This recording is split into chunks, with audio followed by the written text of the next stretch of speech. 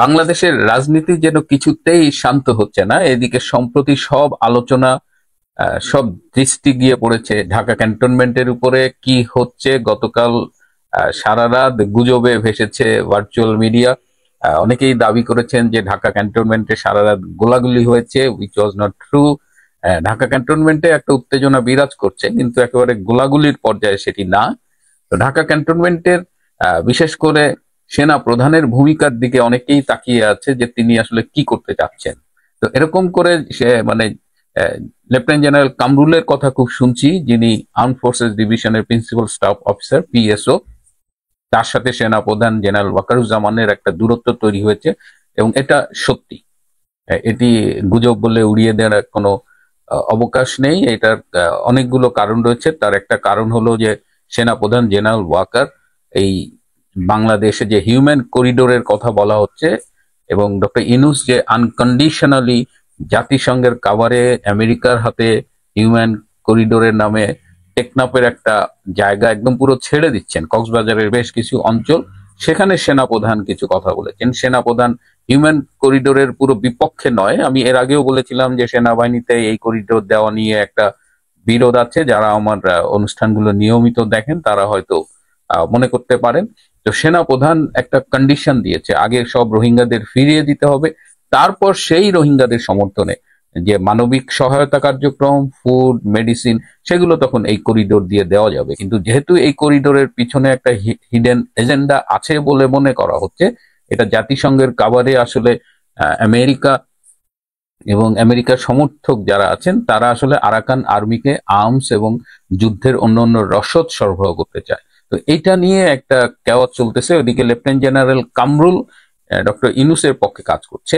এই মানবিক করিডোর এগুলো দেখাশোনা করছে বেসিক্যালি ডক্টর ইউনূসের পক্ষ থেকে ডক্টর খলিলুর রহমান। খলিলুর রহমানকে আপনারা নিশ্চয়ই চেনেন, যাকে সম্প্রতি জাতীয় নিরাপত্তা উপদেষ্টা হিসেবে দায়িত্ব দেওয়া হয়েছে। তার আগে তিনি এবং এখনো আছেন প্রধান উপদেষ্টার high representative for Rohingya. So তিনি একজন বাংলাদেশি আবার আমেরিকান নাগরিক, তিনি দ্বৈত নাগরিকত্বের অধিকারী, এবং তিনি এই ডক্টর ইউনূসের উপদেষ্টা পরিষদে বেসিক্যালি আমেরিকান পারপাস যারা সার্ভ করছে তাদের মধ্যে একজন।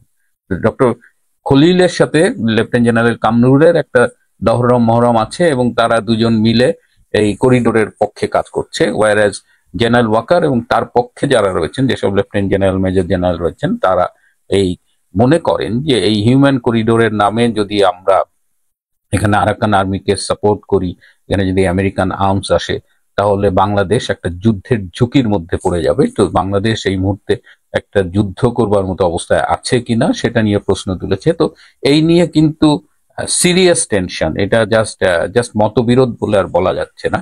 তো জেনারেল ওয়াকারকে পারলে সরিয়ে দেয়, শুধু জেনারেল ওয়াকার না, আমি আগেও বলেছি, এখন শুনছি যে 3 বাহিনীর প্রধানকেই সরিয়ে দেওয়ার জন্য ডক্টর ইউনূস এর উপদেষ্টা পরিষদ চেষ্টা করছেন। কিন্তু যেহেতু প্রেসিডেন্টের সই ছাড়া তাদের সরানো যাবে না, তো সেখানে বাধা হয়ে দাঁড়িয়েছেন শাহউদ্দিন চুপ্পু। প্রেসিডেন্টের কাছে এর আগে ফাইল গেছে বলে শুনেছি, এবং তিনি সেই ফাইল ফিরিয়ে দিয়েছেন। এদিকে লেফটেন্যান্ট জেনারেল কামরুলের এই পিএসও হিসেবে চাকরি থাকবে কিনা, তিনি কি হাউস অ্যারেস্ট কিনা, বাট এটা নিয়ে কিন্তু এখন বেশ কথাবার্তা শোনা যাচ্ছে। তো এই অবস্থায় নতুন করে একটা থ্রেট এসেছে। আপনারা জানেন যে জাতিসংঘ, আমি একটু জাতিসংঘের ইতিহাসটা বলে নিই। জাতিসংঘের জন্ম হয়েছিল 1945 সালের অক্টোবর মাসে। এটি তার আগে 1920 সালে লিগ অব নেশনস ছিল। সেই লিগ অব নেশনসটাই পরবর্তীতে ইউনাইটেড নেশনস হিসেবে আবির্ভূত হয়, জাতিসংঘ হিসেবে আবির্ভূত হয়। এবং জাতিসংঘের যে কাজ, জাতিসংঘের কাজ আসলে বিশ্বের শান্তি স্থাপন করা, বিভিন্ন দেশের মধ্যে সুসম্পর্ক, এর বাইরেও তারা স্বাস্থ্য, খাবার এবং অনেকগুলো জায়গায় তারা কাজ করে। শিশুদের অধিকার নিয়ে কাজ করে UNICEF, WHO, food and agriculture organization, world bank group. তো তারা অনেক কিছুতে কাজ করে, এবং এটা যদি আপনি এর উদ্দেশ্যগুলো পড়েন, খুবই ভালো উদ্দেশ্য। এবং বর্তমানে এর সদস্য সংখ্যা বোধহয় 193, যার মধ্যে 2টা হলো অবজারভার দেশ হিসেবে আছে। তো এই জাতিসংঘের যে অবজেক্টিভ, জাতিসংঘের যে ম্যান্ডেট, কিন্তু আজকাল খুব দুঃখের সাথে আমি বলতে বাধ্য হচ্ছি যে এই জাতিসংঘ তার ম্যান্ডেট কতখানি বাস্তবায়ন করছে আমি জানি না। তবে জাতিসংঘ কিছু সুপার পাওয়ারের পদলেহনে যে সম্পূর্ণ নিবেদিত হয়েছে, এবং তারা তাদের জন্মের ম্যান্ডেটটা ভুলে তারা বর্তমান বিশ্বে এইসব সুপার পাওয়ারের বিভিন্ন ডার্টি গেমের পার্ট হয়ে উঠছে, এবং সেটা সর্বশেষ এভিডেন্ট হচ্ছে বাংলাদেশে, এবং খুব দৃষ্টিকটুভাবে বাংলাদেশে জাতিসংঘের ভূমিকা লক্ষ্য করা যাচ্ছে। এবং আপনাদের স্মৃতি যদি বিট্রে না করে তাহলে নিশ্চয়ই মনে আছে যে জাতিসংঘ মানবাধিকার কমিশনের যে হাই কমিশনার ভলকার টার্ক, তিনি বিবিসির সাথে হার্ড টকে একটা সাক্ষাৎকারে বলেছিলেন যে জুলাই আগস্টে বাংলাদেশে যে মেটিকুলাসলি ডিজাইন ষড়যন্ত্রটা হয়েছিল, সেই ষড়যন্ত্রে জাতিসংঘ মানবাধিকার কমিশন একদম একটা সরাসরি ভূমিকা রেখেছিল।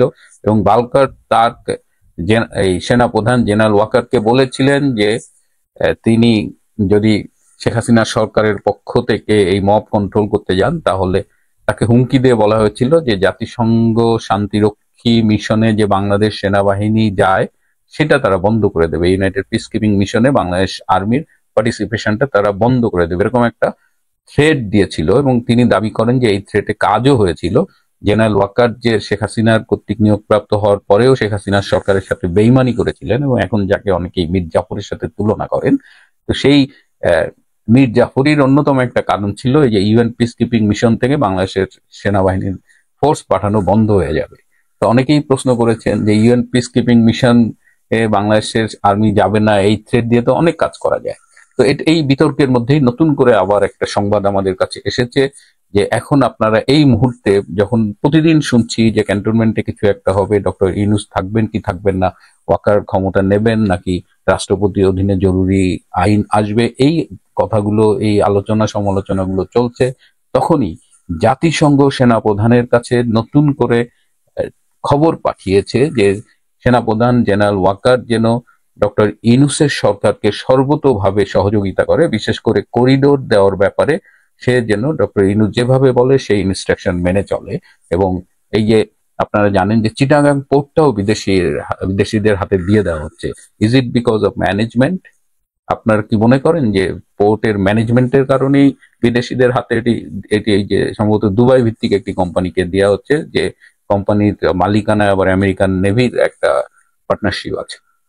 এটি হলো যে চিটাগাং পোর্টের দখল এই মুহূর্তে জরুরি হয়ে গেছে, কারণ এই চিটাগাং পোর্ট দিয়ে এই আমেরিকান সৈন্যরা আরাকান আর্মির জন্য অনেক অস্ত্র শস্ত্র, অনেক যুদ্ধের রসদ আনবে। সো এই গোপনীয়তা রক্ষার জন্যই বেসিক্যালি চিটাগাং পোর্টটা বিদেশিদের হাতে তুলে দেওয়া দরকার। যদি এখানে ফুল ম্যানেজমেন্ট বাংলাদেশিদের হাতে থাকে তাহলে হয়তো অনেক গোপনীয় কার্যক্রম বিঘ্নিত হবে বা করতে কষ্ট হবে। এবং ইতিমধ্যেই আপনারা জানেন যে পোর্টের এই বিদেশিদের হাতে তুলে দেওয়ার বিরুদ্ধে একজন কর্মচারী প্রোটেস্ট করেছেন বলে তাকে বরখাস্ত করা হয়েছে।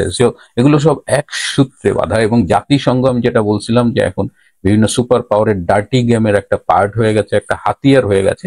তো জাতিসংঘ যখন দেখছে যে ওয়াকার এবং অন্যান্য উচ্চপদস্থ সেনা কর্মকর্তাদের ম্যানেজ করা যাচ্ছে না, তখন সেই আবার থ্রেটটা দিচ্ছে যে জাতিসংঘ শান্তিরক্ষী বাহিনীতে আর্মি পাঠানো বন্ধ করে দেবে। আমি জাতিসংঘের বিষয়ে এবং এই জাতিসংঘ ইউএন পিস কিপিং মিশন নিয়ে কাজ করেছেন বা এই বিষয়ে অভিজ্ঞ এরকম কয়েকজনের সাথে কথা বলে দেখেছি যে জাতিসংঘ এই মুহূর্তে সেনা প্রধানকে যে ভয়টা দেখাচ্ছে বা থ্রেটটা দেখছে, এটা আসলে খুব একটা কার্যকর কিছু নয়, এটা অনেকটা ভুয়া থ্রেট বা মিস কলের মতো।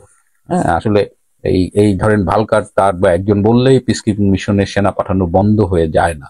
Piece keeping mission UN security council, সেখানে প্রায় 15টা দেশ আছে। So they combinedly take a decision. এইটা কোনো হাই কমিশনের একক থ্রেটে বা বাংলাদেশে যে ইউএন এর আবাসিক প্রতিনিধি আছে এদের একক থ্রেটে এই কাজটা হয় না। এবং স্টাফ এবং বাংলাদেশকে কেউ হেসে খেলে এমনি এমনি ইউএন পিস কিপিং মিশনে নেয় না, কারণ বাংলাদেশ প্রচুর কন্ট্রিবিউট করে, অনেক হাই নাম্বার অফ সোলজার্স পাঠায়। So it's a complicated issue, এটা কারো একক কথায় হুট করে বন্ধ হয়ে যাবে না।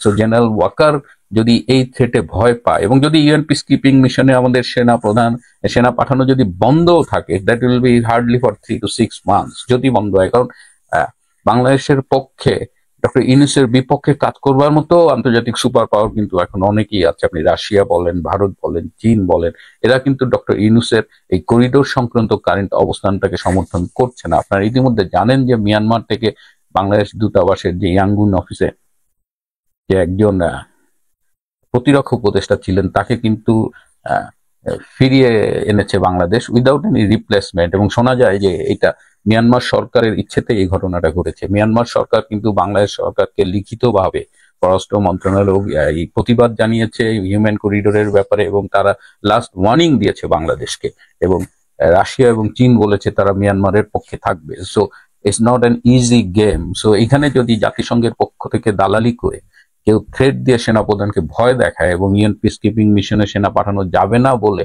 একটা ফাঁকা আওয়াজ দেয়, সেক্ষেত্রে ভয়ের কিছু নেই। এবং জেনারেল ওয়াকার তিনি সিদ্ধান্তহীনতায় ভোগেন, এটা তার একটা চরিত্রের বৈশিষ্ট্য, ইটস নাথিং নিউ। যারা তাকে খুব কাছ থেকে চেনেন তারা স্বীকার করবেন। এবং আজকের এই অবস্থায় he is putting himself into risk, তিনি নিজেকেই ঝুঁকির মধ্যে ফেলছেন। এবং এই মুহূর্তে তিনি যদি সিদ্ধান্ত নিতে ভুল করেন বা জাতির প্রয়োজনে সঠিক সিদ্ধান্ত না নিতে পারেন, তাহলে তার ভবিষ্যৎ কি হবে সেটা নিয়েও নিশ্চয়ই তিনি ভাবছেন। ইতিমধ্যে তার কাছে বিভিন্ন সূত্রে বিভিন্ন ভাবে খবর পাঠানো হচ্ছে তার কি করা উচিত কি করা উচিত না, তিনিও এগুলো নিয়ে ভাবছেন। এবং তারই একটা অংশ হিসেবে আপনারা দেখেছেন যে আজ 18ই মে থেকে ক্যান্টনমেন্টের আশেপাশে অনেকখানি জায়গা জুড়েই কিন্তু সকল ধরনের সমাবেশ নিষিদ্ধ করা হয়েছে। এইটার একটা কারণ আছে, এটা এমনি এমনি উদ্দেশ্য করা হয়নি। মানে ক্যান্টনমেন্টে what ever it happens within the cantonment, immediately যেন সেখানে বাইরে থেকে কোনো সহায়ক শক্তি গোষ্ঠী যেন চলে না আসতে পারে, এরকম একটা চিন্তা ভাবনা থেকে আসলে চারিদিকটা এই সমাবেশ নিষিদ্ধ করা হচ্ছে। সো আমাদের এখনই কোনো সিদ্ধান্তে পৌঁছানোর কিছু নেই, শুধু বুঝতে হবে যে ডক্টর ইউনূস এবং তার পক্ষে অনেকটা উলঙ্গ ভাবে নেমেছে জাতিসংঘ এবং আরো কিছু সুপার পাওয়ার, এরা বাংলাদেশটাকে পারলে একদম বাংলাদেশের মানচিত্র বদলে দেওয়ার মতো একটা হুমকি হয়ে দাঁড়িয়েছে। এবং এর পাশাপাশি বিশ্বের অনেক পরাশক্তি আবার এই জাতিসংঘ, ইউএস এদের এগেনস্টেও বাংলাদেশের এই কনটেক্সটে অবস্থান নিয়েছে। So it's a very tough time, মানে আমাদের সামনে খুবই কঠিন সময়। এই সময় দেশবাসীকে তৈরি থাকতে হবে, যে কোনো সময়ে যে কোনো পরিস্থিতির মুখোমুখি হতে পারেন, এবং প্রয়োজনে যে কোনো মুহূর্তে রাস্তায় নেমে প্রতিবাদ করে বা যে কোনো ভাবেই হোক বাংলাদেশকে রক্ষা করতে হবে। বাংলাদেশটা আমাদের সবার, এবং এটা ডক্টর ইউনূসের মতো ক্ষমতা লোভী এই এই এই বয়সেও যার ক্ষমতার প্রতি লোভ এবং দেশ বিক্রি করার যে তিনি যা করেছেন, বিদেশিদের দালালি যা করেছেন, তার বিরুদ্ধে আমাদেরই রুখে দাঁড়াতে হবে।